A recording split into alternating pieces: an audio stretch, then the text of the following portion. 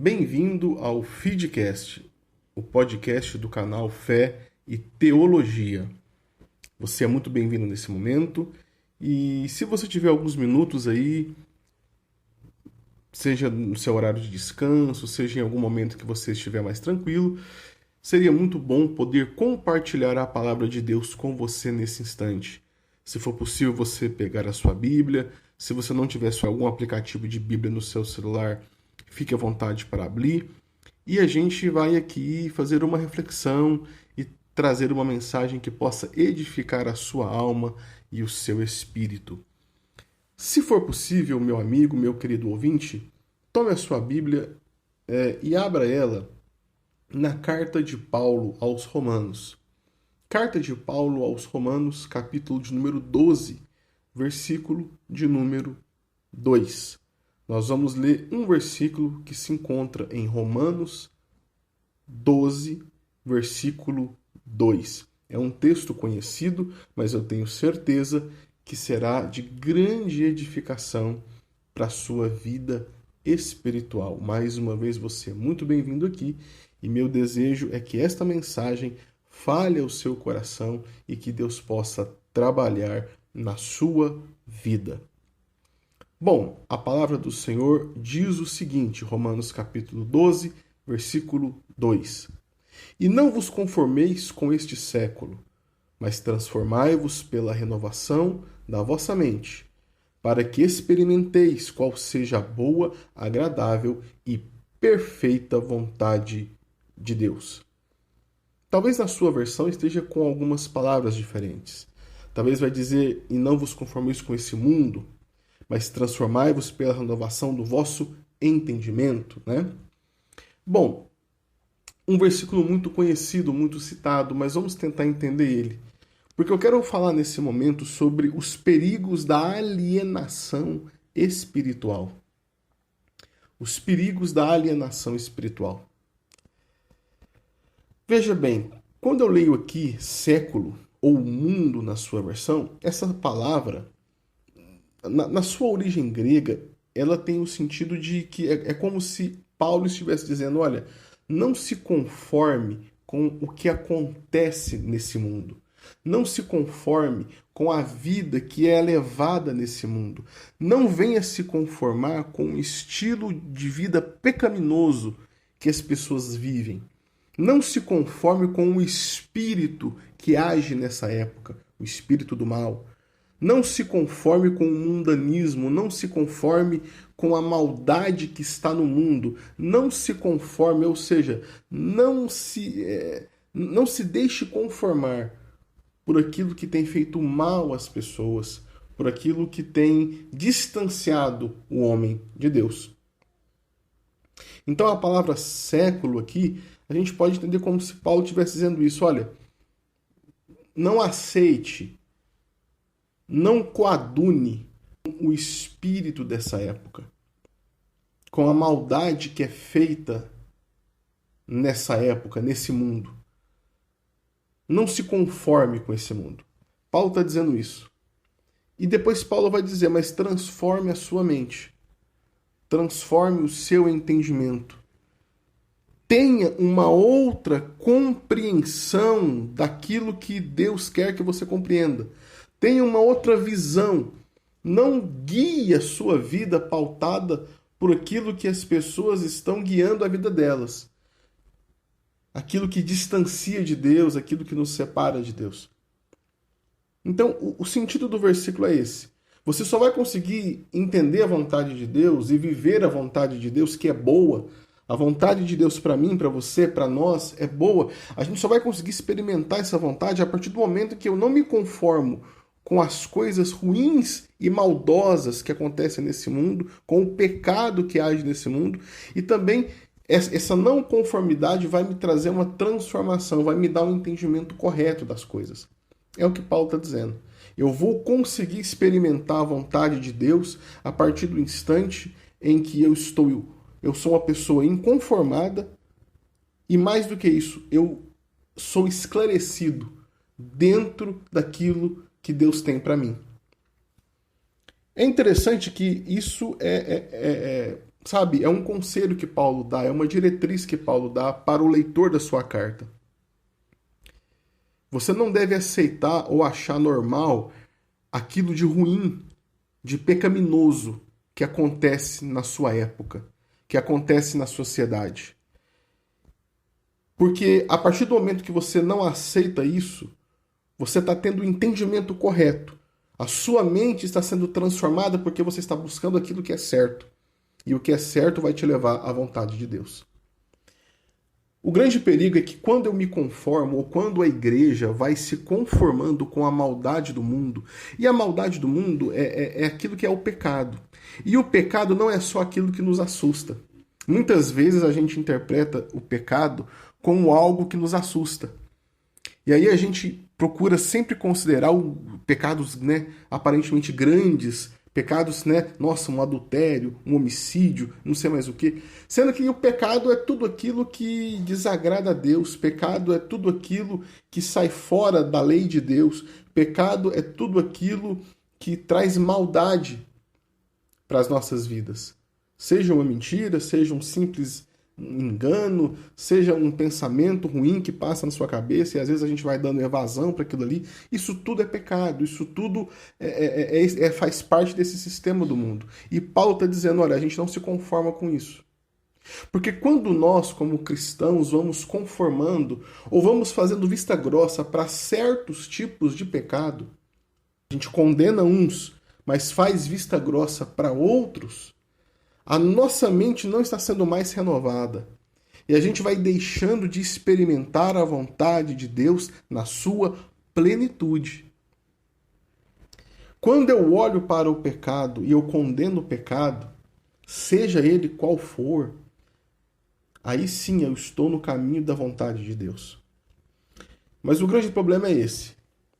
É que infelizmente a gente vive numa época em que se condena certos pecados, mas não se condena outros.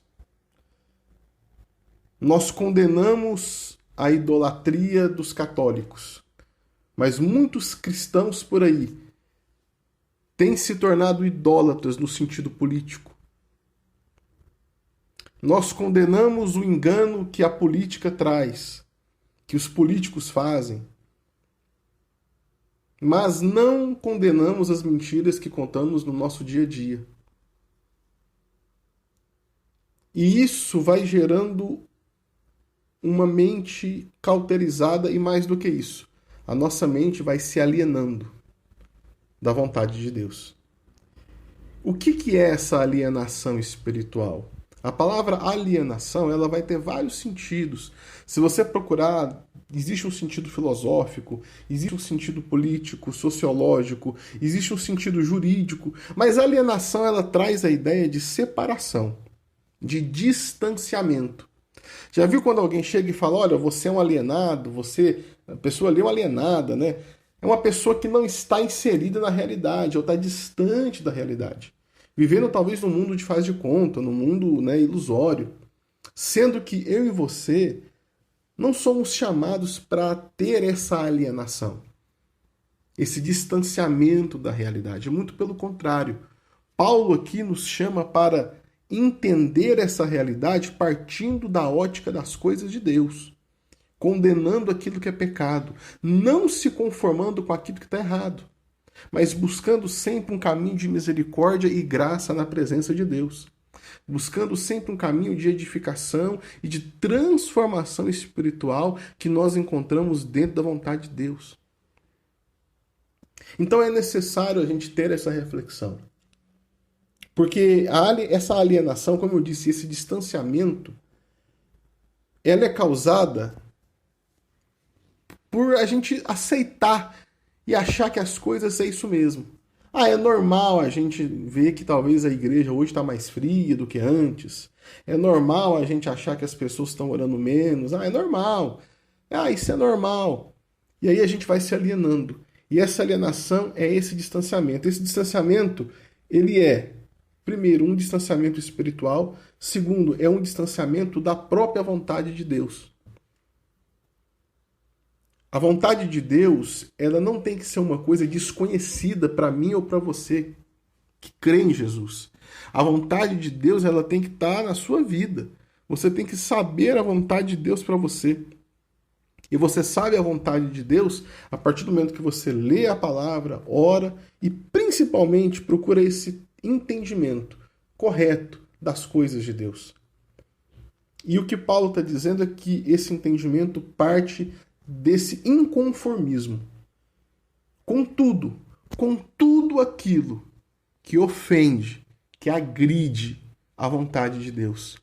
Tudo aquilo que nos distancia do amor de Deus. Quando eu começo a me inconformar, eu olhar para as coisas, e é interessante que Paulo está dizendo que a gente não tem que se revoltar. Você não tem que ser uma pessoa revoltada. Você não tem que ser uma pessoa, né, sem juízo. Não. Você vai ser uma pessoa esclarecida.